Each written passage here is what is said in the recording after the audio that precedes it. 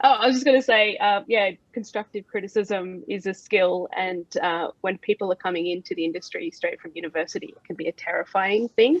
When I was starting out, I remember the first time I had to give a designer feedback, and I was so terrified. I was actually shaking as before, like I had to prepare to go up to him.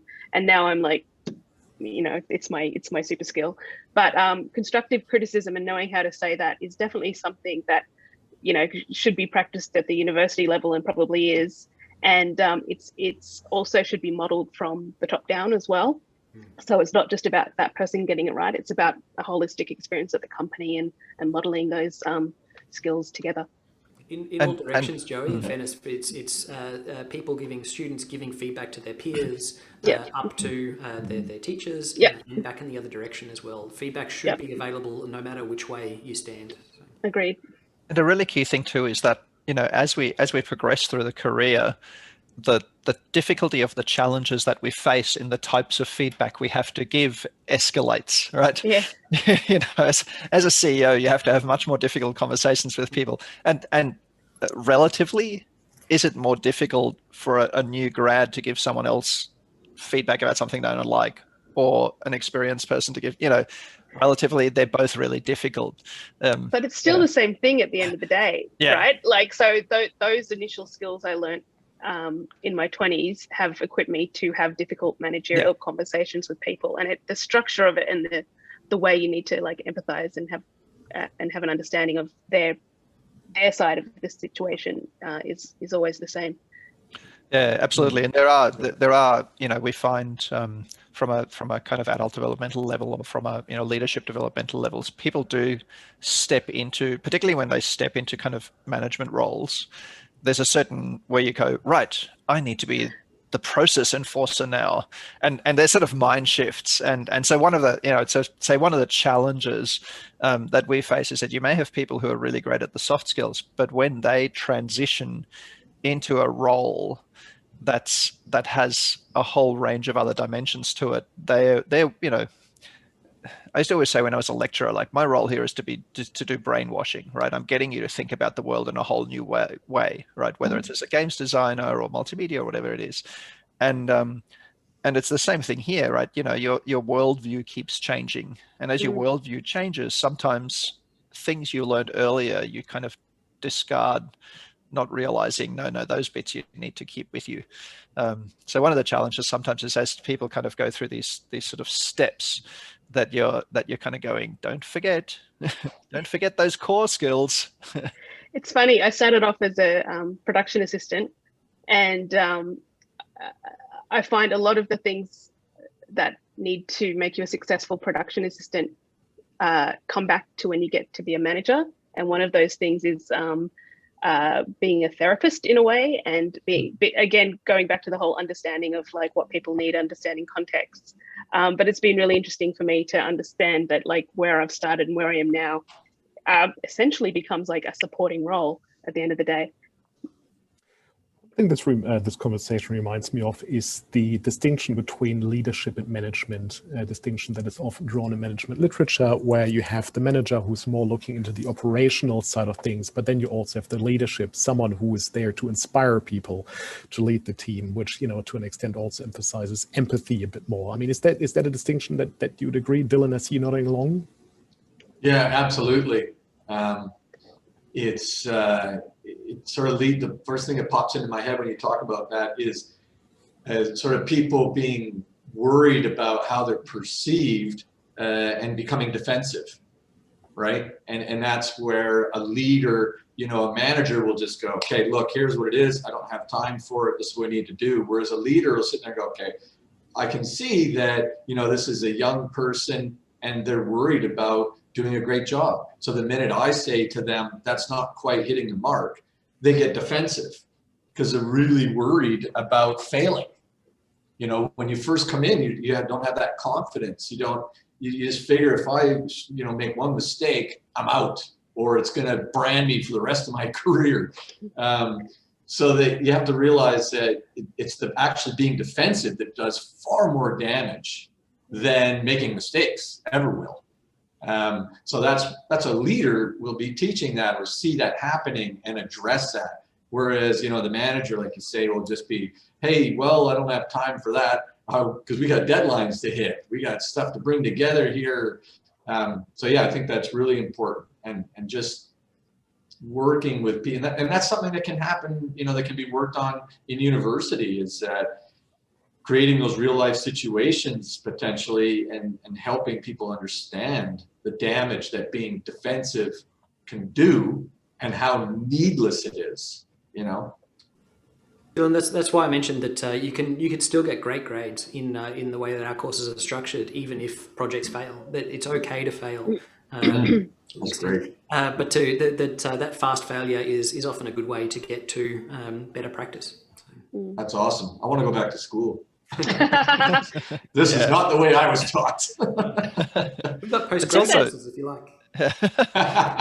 There's also really interesting work in the leadership literature around kind of transactional versus transformational leadership styles.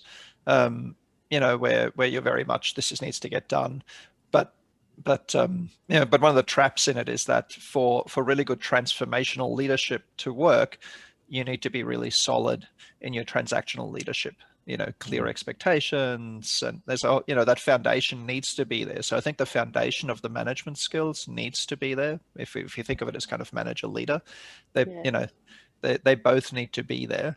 That kind of ties back to going into companies having that core set of values and that clear set of aspirational goals that is a company's North Star, I guess. And then living them as well. So, you know, you may want to be the world's best leader, but if you don't live by those values and demonstrate them to the rest of the company, then people are going to see through it. Yeah, definitely. And having the people who will call you on it as the boss. Yeah. So, you know, I've got a few people who others can go to, you know, and then they will come to me and say, oh, look, this, you know, something you've been doing or not doing enough of, or, you know, people are stressing about this, and, you know, there's a whole range of things around that are really key. Those are, you know, such important relationships to build in your company. It's confronting, trying to pass feedback up the line. Hey, you're not doing a good job. Oh yes, I have had incredibly nervous people sitting in my office the first few times they did it, and then they, you know, and then you go, that's fine. I'm here. I want to listen. I want to learn. I've got to improve. I'm looking stuff up all the time still, you know. Well, the funny thing is, yeah, when they don't feel comfortable doing that, or they're not in an environment that makes that possible or comfortable, you get sort of funny outcomes. You'll get the person being really nervous and terrified to say anything, but over time resenting you because, you know, they can't do something about it. Or you get the person who's maybe a little too blunt and not diplomatic enough, or, you know, comes at it in sort of an awkward way that can sort of put you offside. Brings it off in the wrong place in a staff meeting or something similar. Yes. Private, yeah. Yeah, challenging you in a group setting. It's like, okay, this is not the spot. So yeah, there's learning those techniques and navigating, you know, that, but it's so important. If you don't have that, then you'll fail as an organization, as a team. You will fail if you can't provide constructive feedback in all directions, up, down, you know, both sides. Always comes back to communication and transparency, right?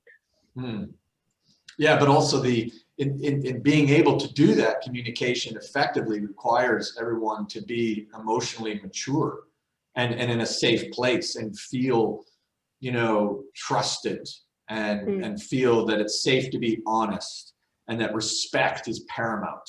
Because I've seen, you know, with many headquarters, we communicate, but it's tense, it's ineffective, it's painful. Both sides are not happy and struggling, but we are sort of communicating, and it goes on for years. But what really comes down to it is a lack of trust, you know, and we don't feel safe with each other. And when I say trust, I don't mean just that what they're saying is honest and trustworthy. It's a trust in that, you know, the things that are being delegated to you will get done. successfully, effectively. They will meet expectations. I trust your ability to get the job done. And I, in the same sort of the opposite direction, is I trust that my superiors are leading us to the promised land or in the best direction. So when you don't have that trust, yeah, it's tough to communicate effectively. Mm-hmm. Yeah. Yeah, the framing needs to be right. The culture needs to be right. I mean, one I guess skill that came up time and again is empathy. Would you say that is one of the most, if not the most fundamental skill in all of this? I would say it's got to be at Honesty the top. and empathy.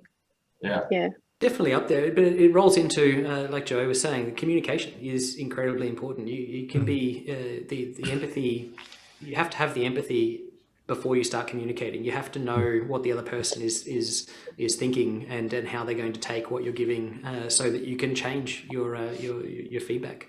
I think the communication is an intrinsic part, or the empathy rather is an intrinsic part of the communication, and must be. It's paper, scissors, rock. You know, you need this to have this, to need this, to need that, to go around. You know, I mean, and speaking of communication, there's this. I think it might have been Thich Nhat Hanh, the probably mangled that name, the Zen teacher, talking about the 3 gates of communication. You know, before you say something, is it true? Is it necessary? Is it kind? Yeah, you know, that's a good. And it's really like, you know, we're easy from a professional transactional perspective to go, it's true, therefore I can say it. It takes a lot of reflection to be able to say, is it necessary? Because it really takes, you know, sort of this information and you know, knowledge, wisdom kind of thing. But it takes empathy to be able to say, is it kind? You know, it takes all of these things together. You can't just escalate one. And I think one of the most important things about communication, which is, I mean, I admit myself, at times it's not the first thing that comes to mind when you say the word communication. And it's the most important part of communication is listening. Yeah. You know, if you want to have success communicating with someone, listen first, ask a question, listen. And that person's whole, their whole attitude will change to a positive place, even if they were in a negative place. You know, the old saying is, you know, seek first to understand before being understood. And if I followed that more often, you know, it's such a good thing. You just get excited, you forget about it, and you get passionate. You know, you want passionate people as well, and they're passionate about sharing their thoughts, their ideas. But if you don't stop and listen to other people's passion, you can put people offside pretty quick, and collaboration will really start to break down. So, but yeah, communication is so important, and the most important part of it is listening. I think, in relation to that, some of the best leaders are the last person in the room to talk, right? Yeah, totally. Actively listen to everything that everyone else says before they drop in their 2 cents. Yeah, totally agree with that. I used to work with a lady when I was in my previous job, and everyone thought she was just really shy, but she was exactly that. She always listened and listened and listened, and then every time she said something, she was a creative person. It was always like the most amazing idea, because she'd taken all of that information, processed it internally, and just at the end of the day, just spat it out. It was so good. I miss her very much. Yeah. And I would assume that I guess again also ties into culture again somewhat. I guess some people just talk because they're nervous. They would just want to fill an awkward silence in the room. They just want to put something out there. So, you know, again, you got to create an environment that encourages that type of listening. Yeah, definitely. And look, there's a point where people just, I need to say something because I know you're expecting me to say something, or I need to fill that empty void, or something similar. There's so many reasons that people aren't willing to wait or to listen effectively. Yeah, good point. Well, look, I hope we've filled the void constructively with this conversation. We're slowly getting to the tail end of this. look, I would like to thank you very much for making yourself available for this. I really, really enjoyed this conversation. I very much enjoyed your insights. Thank you. And this is now a good opportunity for the audience to ask some questions of our panelists. So thank you very much. Awesome. Thanks. Thank you.